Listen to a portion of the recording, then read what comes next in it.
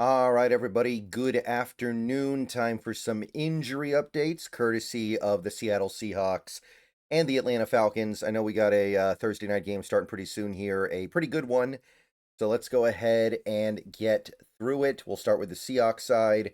Some updates for sure. Definitely a lot of new stuff. A lot of it is kind of empty in terms of meaning, but still happened. Let's take a look here. So let's start with the stuff that really doesn't tell us much. Ernest Jones, full. DeMarcus Lawrence, full. Drew Lock did not participate. JSN, full. Leonard Williams, full. None of those guys were injured in the first place, though. Drew Lock's got some kind of personal matter. I don't know what it is, and doesn't particularly affect this team anyway. So I'm not too worried about it. But that's just kind of the flavor stuff. Let's get to the actual injuries now. All right, everybody, before we go any further, let's get some picks in over on Sleeper. If you're not using the Sleeper app for daily fantasy football this year, you are missing out. Check out the left side of your screen. Look at all the fun stuff you can get up to over there. Look at all these mores or lesses that you can pick. Let's put our entry together for this week. I've got JSN scoring an anytime touchdown. Didn't happen last week, but I'm feeling a bounce back this week. I got Chase Brown getting at least 52 rushing yards against the Bills. I got Chan getting at least 78 rushing yards against the Jets. And I've got the under on Gentil rushing yards at 53.5. So get on over to Sleeper, put your entries together. They can look just like this. Remember to use the promo code SBN to get up to a $100 match on your first deposit. Terms and conditions apply. See Sleeper's terms of use for details. Check out Sleeper today. Go have some fun and experience sports the way they were meant to be. All right, so first off, we got some good news here. AJ Barner, who was limited yesterday, was full today, so doesn't seem like there's any real issue there. Looks like he will be good to go and good to go in full on Sunday. And let's see. Yeah, Ernest, we already did all that. What else do we got? Ty Okada. Good news here as well. Went from limited to full on Thursday. So if we need him, and it's not yet clear if we'll need him, we don't know what's going on with Julian Love yet. But Ty Okada is full on his participation. So therefore, every reason to believe that he will be good to go for the game on Sunday. We also had full participation from Jaron Reed again. So at the very least, he's doing as well as you could expect. We'll see if that ends up spelling an actual appearance in the game on Sunday, but he's doing about as well as you could hope. And Cody White, also full. Not that we were ever really worried about it, but full participant today. Also full was Derek Young. I'll move my head a little bit so you guys can see that. A full participant, and that gets us to some of the stuff that might be a little bit of a problem, although really I'm not seeing very many problems here at all. We got first Anthony Bradford. This one's interesting, right? Because he went backwards. He went from full yesterday to limited today, which implies that something got worse. It implies that they discovered something new. It implies that there is a situation that may result in him not being able to play. Now, whether or not that hurts the team, I'm going to leave that up to interpretation. Everybody's going to have a different take on that one. Some people would like to see somebody else in there. Unfortunately, the main guy that people want to see out there is Jalen Sundle. He's not back yet, so it couldn't be him.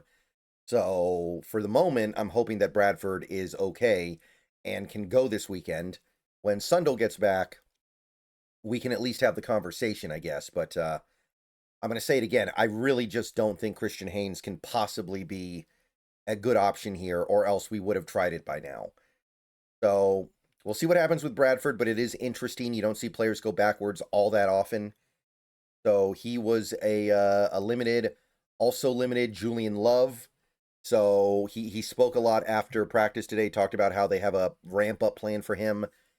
Still not getting a great feel for whether or not he's going to play this weekend. I try to kind of read the tea leaves, read between the lines, but they're being very vague, maybe for good reason, maybe intentionally, probably intentionally, honestly. So I don't know if we're going to have Julian Love this weekend, but limited again. So at the very least, it seems like we're on schedule. What that schedule is, less clear.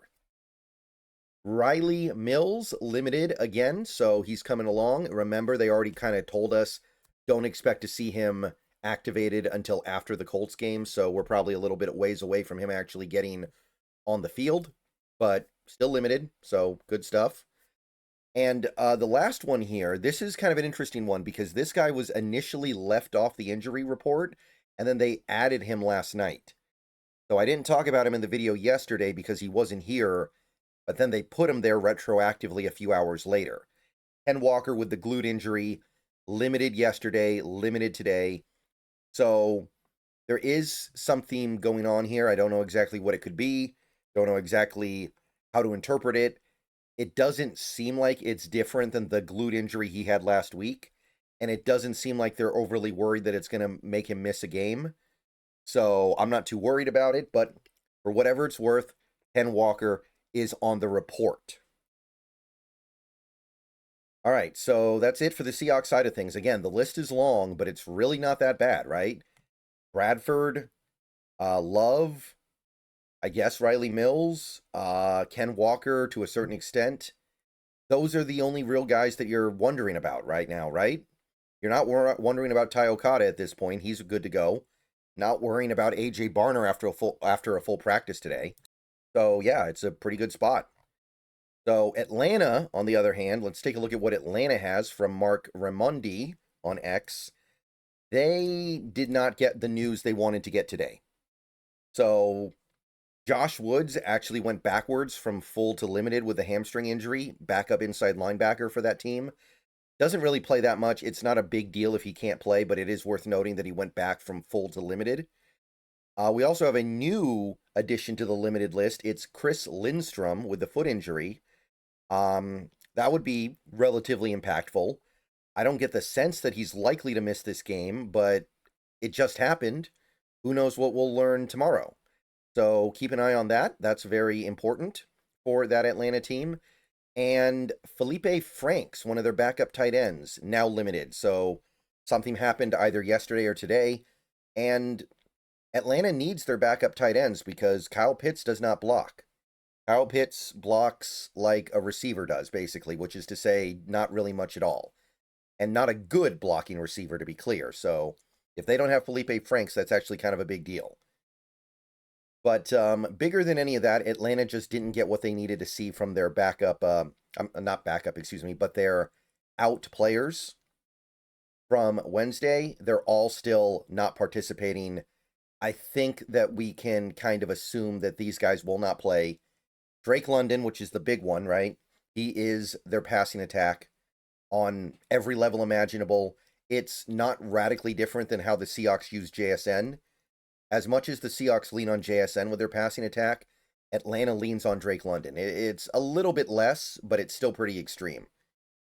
So at this point, I would say that Drake London's out, and if he's out, then there isn't a lot to work with for Kirk Cousins. You've got Kyle Pitts, who's okay, I guess.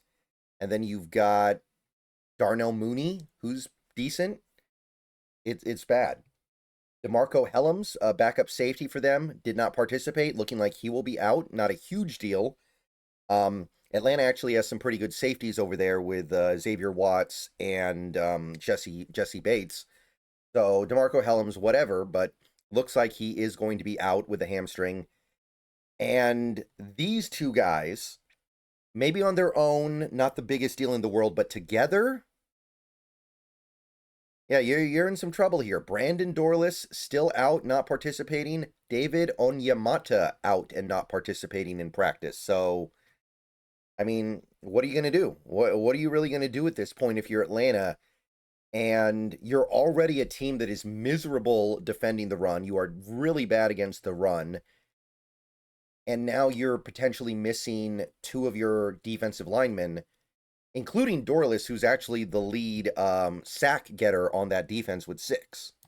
So this was not an area that Atlanta could really afford to lose multiple guys. Dorless plays like 30 snaps a game, more than 30. Onyemata plays almost 40. So without those two guys, I don't know what they do. And I don't think they have a very good plan for it. Like, they're the foundation of what Atlanta is actually good at this year. It's not that much, but one of the things they are good at, they get quality pressure from a lot of different places. Kind of like Seattle.